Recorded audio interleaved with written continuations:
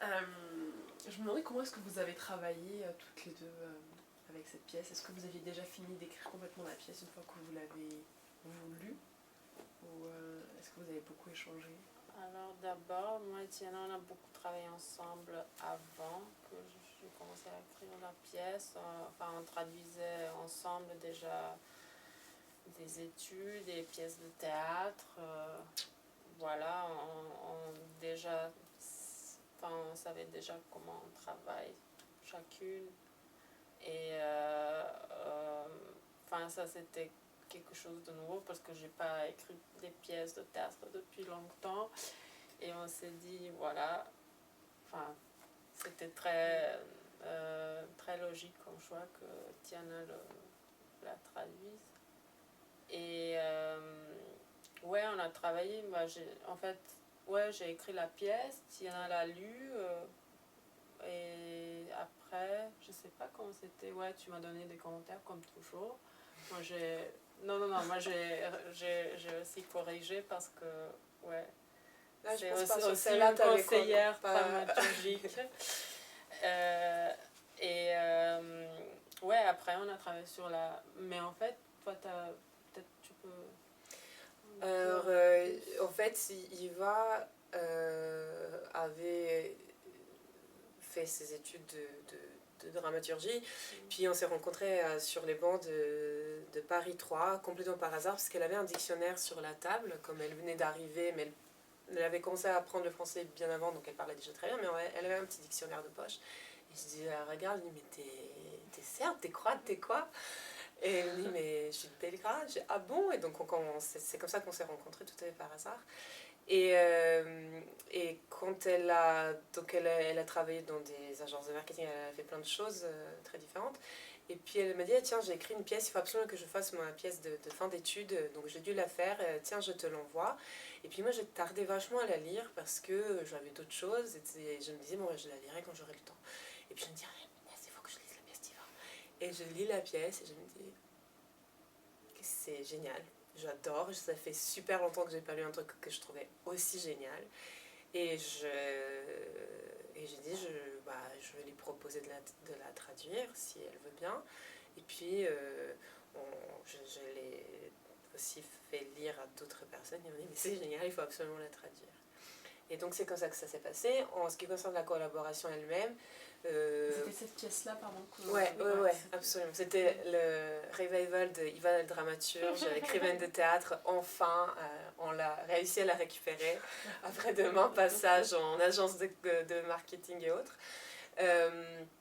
Et donc, pour la collaboration elle-même, je pense que, comme vous avez pu le voir, c'est un texte extrêmement précis, extrêmement bien écrit. Il n'y a pas un mot en trop. Enfin, en tout cas, la version que j'ai eue, c'était comme ça. Après, je ne garantis rien pour les autres. Mais qui était extrêmement fine, bien ficelée. Donc, moi, j'ai pratiquement pas eu de problème. Quand j'ai fini et je lui ai fait lire, elle m'a donné ses commentaires qui étaient aussi bien de l'ordre de la mise en page, vraiment, parce que c'est important, le layout, la mise en page. Mais comme on se connaît depuis longtemps, c'était très rapide, quoi. Il y a eu des choses que j'ai été obligée de changer parce qu'il y a certaines choses qui n'existaient pas en France, mais ça c'était fait avec son accord. De toute façon, on travaille main dans la main pour la bonne réception de la pièce, en fait. Donc c'était assez naturel et spontané. Et donc quel a été le processus de l'écriture de cette pièce dans un climat de fin d'études? Génial, j'ai appelé ma tante qui habite à Kotor, c'est une ville au bord de la mer à Monténégro, et je dis, ah, je viens en résidence, je sais pas, pour 10 jours. Et voilà, elle m'a préparé des repas, moi j'écrivais, et voilà, c'est ça. En fait, en fait, tout ça a commencé quand j'ai faisais un petit voyage en voiture et j'ai rencontré ces deux stoppeuses qu'on a pris dans notre voiture. Et en fait, elles m'ont raconté l'histoire de compétition de l'autostop et j'étais inspirée par ça. Et après, tous les épisodes sont un peu aussi inspirés de la vraie vie. Voilà, c'est un peu ça. Alors j'avais déjà un plan très détaillé avant de commencer l'écriture. Et voilà, c'était juste très vite. D'accord. Mhm. Et du coup, vous l'avez pas écrite vous l'avez pas écrite en français alors que vous parlez français. Non, ça Et vous avez ça. et pour vous c'est une pièce qui avait vous visiez quel public? Un public français, un public serbe, un public suisse, un public serbo-croate? Non, je pensais pas au public. Alors, je pense que c'est quelque chose qui est, je sais pas, qui n'est pas très local. Une problématique qui peut toucher, des gens de partout. Alors, la pièce était jouée aussi en Europe et aux États-Unis, du coup. C'est vrai qu'il y a des... par exemple, aux États-Unis, autostop, c'est vu comme quelque chose de très, très, très dangereux. Alors, personne ne le fait. Du coup, il y avait ce contexte-là qui, pour eux, n'était pas... c'était vu d'une manière très différente que, comme en Europe. Mais quand même, ça marchait. D'accord. Ah ouais, elle a connu plein de publics différents. Et en Europe, elle a été jouée? C'était joué à Schauspiel Stuttgart, après en Serbie à Šabačko pozorište et elle va être jouée en Autriche bientôt en octobre. D'accord. Ok. Et en France, c'est la première fois que vous la voyez en langue française? Oui, c'est la première fois qu'on l'entend. Ouais. Et alors, qu'est-ce que c'est super, c'était super de l'entendre. Ouais. Parce qu'en plus, vous comprenez le français, vous comprenez toutes les langues européennes. Non. Non, c'était intéressant. Et pour vous, quels sont les enjeux de la pièce? Dans quel sens? Quand vous l'avez écrite, au-delà de l'intérêt du coup de ces autostoppeuses et du rapport à la compétition, qu'est-ce que vous vouliez transmettre vraiment? Qu'est-ce qui était important pour vous? Il y a plein de trucs, mais ce dont j'ai déjà parlé, alors de ce mouvement des gens, de différents gens avec des différents buts à travers l'Europe. Ça, c'était là, mais aussi j'étais très intéressée par aussi la forme dont j'ai aussi parlé, alors de trouver quelque chose qui correspond au film, au théâtre, voilà, de trouver un lien. Donc après, c'est un défi à la mise en scène quelque part? Ouais. Et après, c'était aussi ces deux personnages, des millénaires qui sont, voilà, qui ont leur propre philosophie de vie un peu, que tout ça se fait très vite en même temps, voilà, que leurs ambitions se réalisent un peu, mais on ne sait pas vraiment où on est, où on va, avec qui on va se confronter, et voilà, c'était ça. Est-ce que vous vous reconnaissez dans les personnages des deux jeunes qui partent en stop ou pas du tout, et c'est plutôt les rencontres qu'elles font qui sont plus autobiographiques? Oui, je faisais beaucoup d'autostop et je le fais toujours. Et pour moi, c'est toujours, il y a une chose, quand on entre dans une voiture avec quelqu'un inconnu, c'est vraiment une sorte de, c'est vraiment une aventure. Tu sais jamais, si c'est un bon chauffeur, si ça va se finir mal, ou ça va être, une connaissance, une rencontre géniale, pour toute la vie. Voilà, pour moi, c'est vraiment ça. Alors que j'ai jamais eu des expériences mauvaises. Mais il y a quelque chose qui est très contradictoire dans Autostop pour moi. Voilà. Contradictoire? Ouais, dans le sens que tu veux faire, ça c'est une aventure dangereuse. voilà, c'est un peu ça. Et puis en même temps, on rentre justement, comme on l'a vu là, pendant la série qu'ils ont choisi, on rentre dans l'univers d'une personne pour un trajet alors que c'était pas prévu, il y a quelque chose. Voilà. Et qu'est-ce qui vous a vraiment plu dans cette pièce? Est-ce que c'est la structure? Est-ce que c'est justement ce que vous disiez par rapport à ces jeunes gens que vous voyez partout, qui partent à Berlin, puis à Belgrade, dans les capitales ou est-ce que c'est... Moi, je pense que c'est l'acuité qui m'a plu. C'est une pièce brillante. Enfin, je dis pas... Enfin, j'ai la chance de connaître l'auteur, mais je trouve que c'est un texte dans lequel on a des situations qui, d'une part, sont effectivement qui paraissent très réalistes, que moi j'ai déjà entendu, tout le monde a déjà entendu des histoires comme ça, et qui sont aussi en même temps une critique assez acerbe des univers, de l'univers des autostoppeuses qui partent comme ça complètement insouciantes à l'aventure, mais aussi de ce qui se passe dans ces voitures-là, des manières que trouvent les conducteurs de les embobiner, de les arnaquer quelque part aussi. Enfin, pas quelque part, tout à fait prosaïquement arnaquer dès le départ, en fait, dès le premier trajet. Et puis aussi la forme et la précision dans la langue. Puis le texte est éminemment drôle. Enfin, moi, je me suis marrée comme une baleine. J'ai trouvé ça vraiment bien, cette espèce de rencontre, de tout ce que l'auteur tout ce qu'il va réussir à faire. À donner une critique, mais aussi dans une langue très originale, très authentique. Quoi. Comment est-ce qu'elle a été reçue la pièce en Serbie?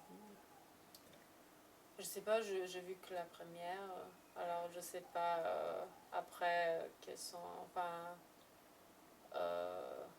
j'ai pas trop suivi ce qui s'est passé après. D'accord.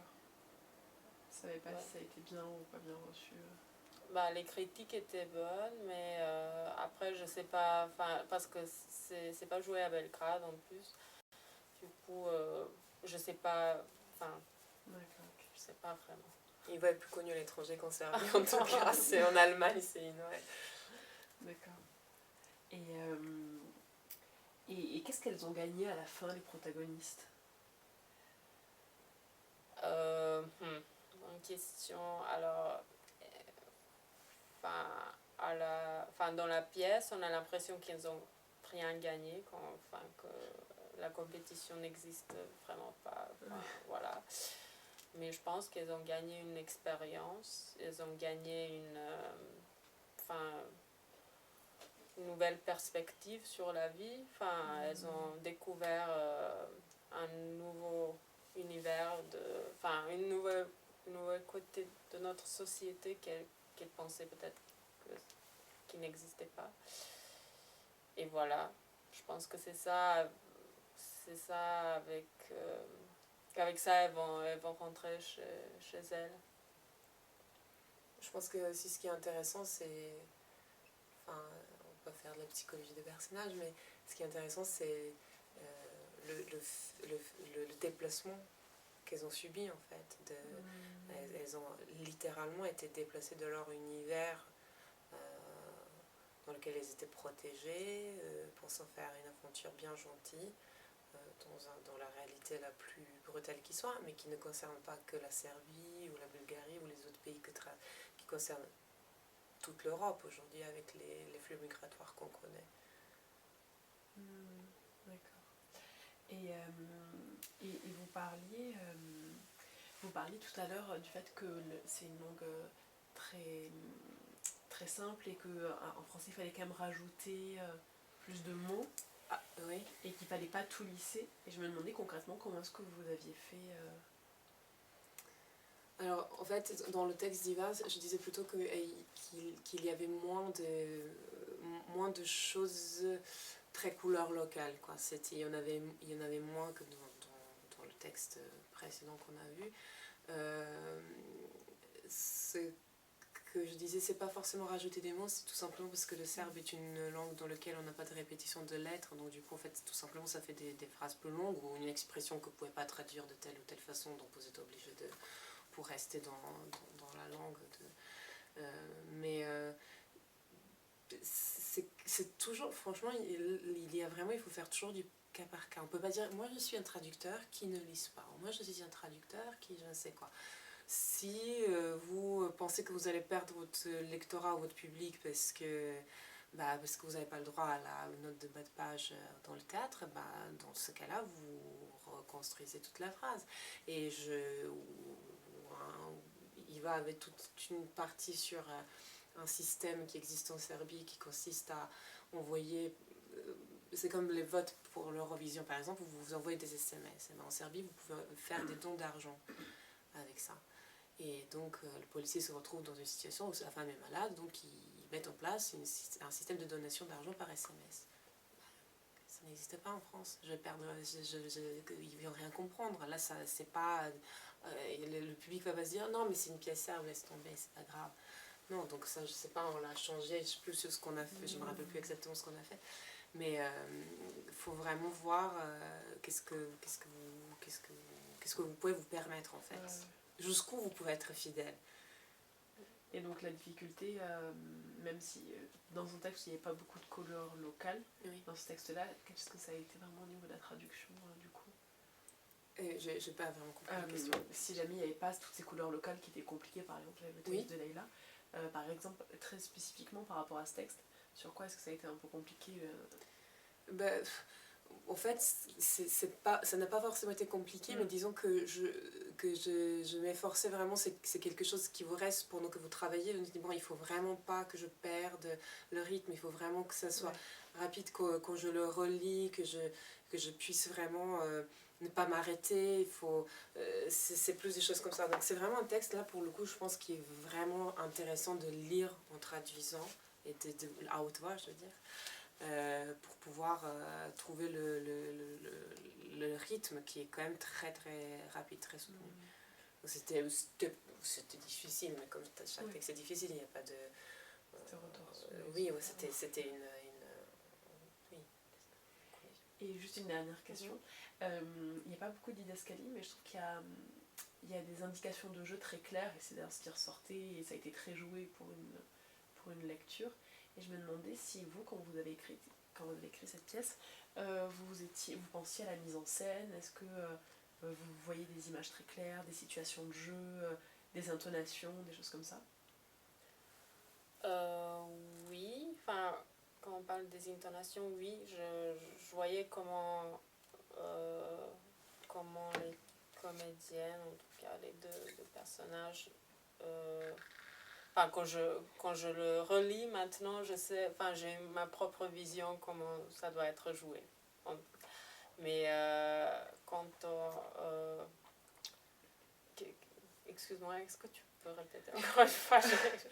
Au niveau de la mise en scène, vous disiez qu'il n'y avait pas beaucoup de didascalie, mais je trouve que le texte donne beaucoup d'indications de jeu, et on dirait presque vraiment qu'il est... Enfin, ah oui. On va dire que la transposition de l'écrit à la scène, de la feuille à la scène, est pas très, très compliquée parce qu'elle elle coule. Et du coup, je me demandais... Oui, je sais ce que je voulais dire. Voilà, j'ai vraiment conçu cette pièce comme un film. J'ai pas vraiment pensé vraiment à la mise en scène. Et c'est ça, en fait, que je pensais que c'était une sorte de défi pour les metteurs en scène. Parce que, voilà, on peut l'imaginer... Enfin, il y a 1000 solutions comment on peut voilà, montrer, par exemple, le mouvement.